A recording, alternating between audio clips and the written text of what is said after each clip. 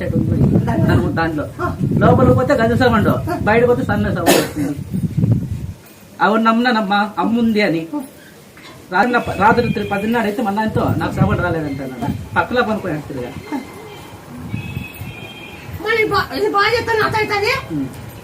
మీరు ఏం చేస్తామంటే 11 రోజులు తొలిసారి నీళ్ళకేసి జైరాజీ వేసి ఆ నొప్పులు పోతాయి.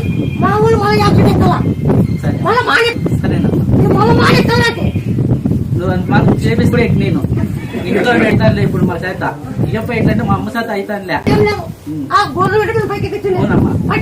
ఏమీ లేదు, తినేప్పుడు లేకపోయా మేము దొడ్పలకు పోతే ఏదో పెద్ద వరకు సాగే మా నాన్న ఏదో సంపాదించే